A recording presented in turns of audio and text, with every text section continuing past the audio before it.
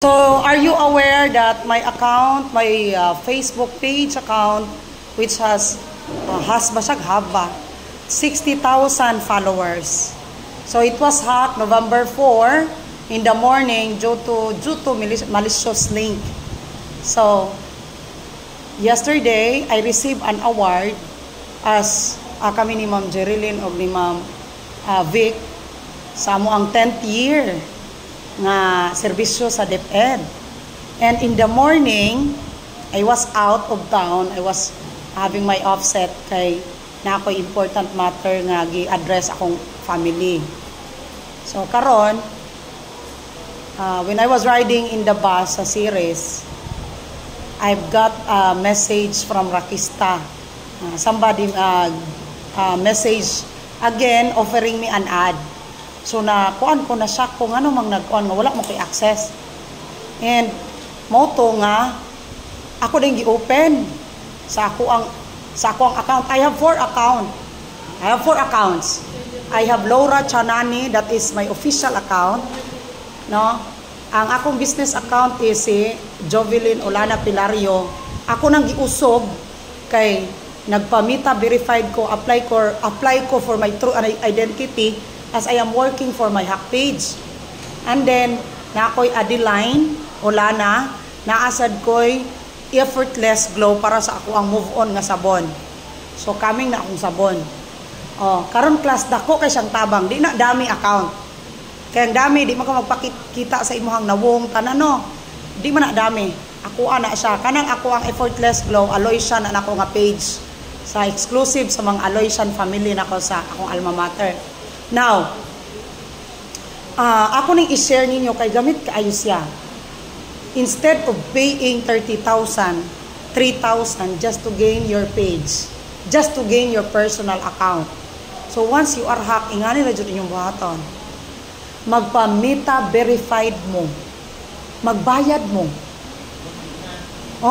Panalitan, na-hack imong account. Na-hack imong account.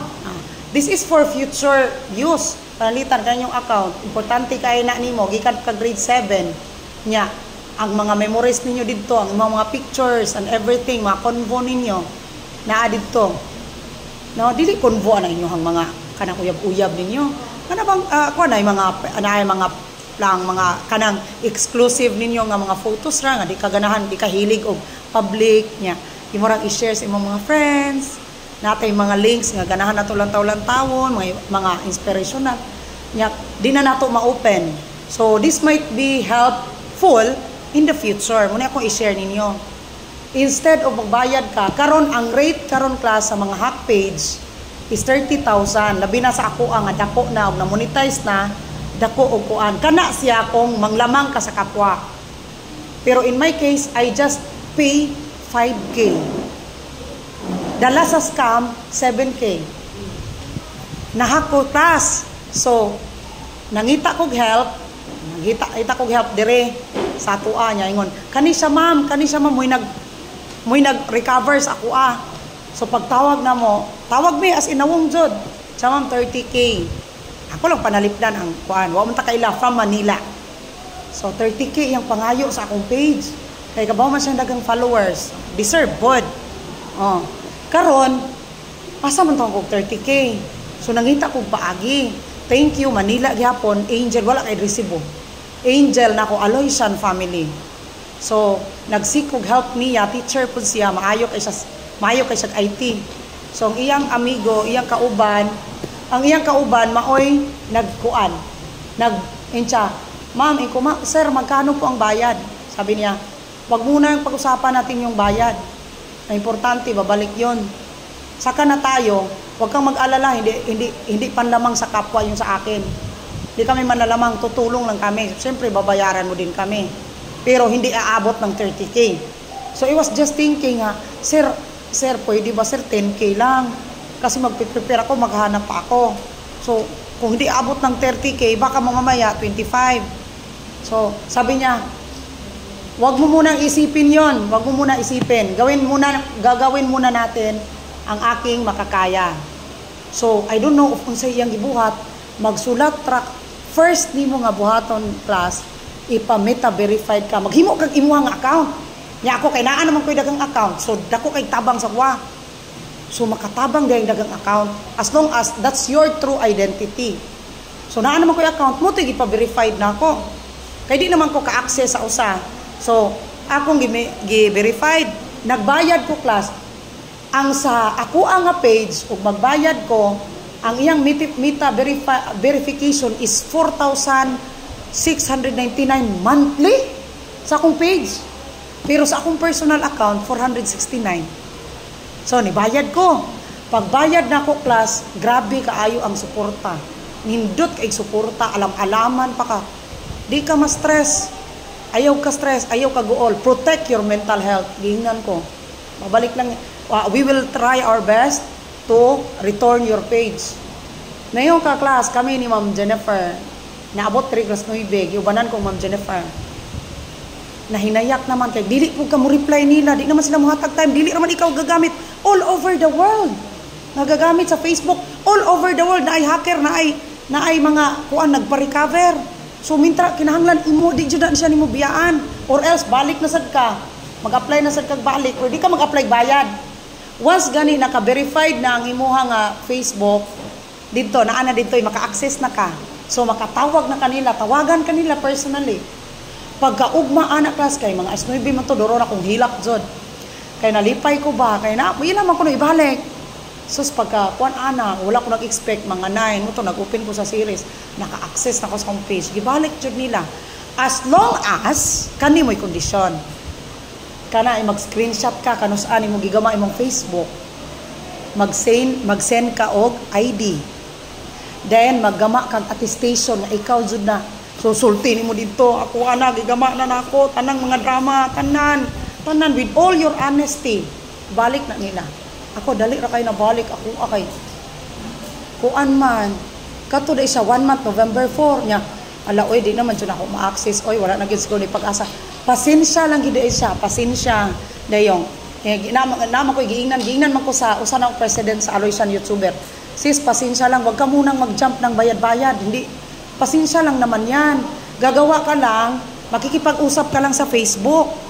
Tapos babalik din yan sa'yo. Kailangan lang patient. Sus, kay wala man good class. Wala man jud. So, na-trigger ko kay, sige pa man ako to nga, gi-block man ko. So, naaposlain ako nga account. Halos jud class, tanan akong account upat, gi-block. Gi-block jud. Na-trace nila sa hacker lagi. Gi-block akong upat ka account. Piha lagi. Di mo to, na ako sa kong anak ni nagsig search. Dito ko magsigig. Scammer, hacker, ano, lagot ko dito. Mag-comment ko. Gi-block na sa akong anak. Nya karon pag search na ako, alad sa akong mga friends, anak, i-search akong rakista. Nawala man. Na-trigger ko. So, giingnan ako kung IT nga. Kanang, sir, why is it my page was gone? Kay bisag imuha, ikaw pa-searchon ka na ko, wala nagirakista. So na-trigger ko kay kung di naman ni ilaha nga, di naman ni connected sa akong page, sa akong pagkatao. Ngano ako mga friends di na pud ka kita. Mo to na ingon akong IT, nindot na adyo kay IT. Pero karon kay kabaw naman mo, hindi na mo kinahanglan magbayad. Ayun na lang patient. Ayun siya, it's because of the hack report. So kanang mga inyong mga friends nga nag-report nako kay tabang. So once gani i-report na siya nga hack, i-disable na automatic sa Facebook. So di na kagamit tong hack. Di na siya kabinastos dito. Protection man na nimo. Ug magkuan siya dito binastos, magkuan ka pa. Bastuson ka, dauton ka dito ba kanang ngana. Mga mo bitaw nay cybercrime protection, cybercrime laws, cyber security. Mo na siya. So mao to class gi kuan di ay gi disable. So, giingnan dahil ko sa akong IT nga, this will be the last step. So, last step na to, pero daghan kayo sa gipang-istorya, gipang-send dito nga, I am the IT consultant of the client, Jovelyn Ulana Pilario of the Juan Ana. Daghan kayo sa istorya dito. Usa pa na ni mo mariging. So, mao dahil na inyong buhaton, umahak. Ayaw pasagdi, inyong page, o inyong Facebook, umahak. Pasagdi na lang to, di naman to sagda na lang to Mabalik ka giday class. Basta, kanira jong tulo na kay ID, nga ikaw na, imong nawong. Klaro jud na ikatong, ang imong profile, mo sa imong nawong, sa imong ID. Nga kanang maklaro jud nga ikaw ni ba, i-compare man na nila. dahil mag-attest dahil ka dito nga naman ay attestation letter nasa naidaghan sa Google imo ra na dito nga kanang i-edit dayon proof of ownership na kay screenshot nga ako gini ako ni siya 2019 2016 ga kulok do ko diri unsay akong gibuhat screenshot lang to nimo balik na imong page nabalik gid ako so pretty jud akong lipaya wala ra ko na excited sa akong 10th year nga makadawat ko plaque nakatong wala ko kay bawo man kong makadawat ko ang ako ang gikalipayan kay wala ko nag-expect nga mabalik pero gipangayo na ko siyang Mama Mary 28 giadto na ko sa Lindugon daghan kay kong gilista dito class anang Mama Mary sa Lindugon kana gani class nga kanang frame sa kuan ba kanang maglinya makisa nakaadto dito si Mala nig maglinya mo ato taas no ako class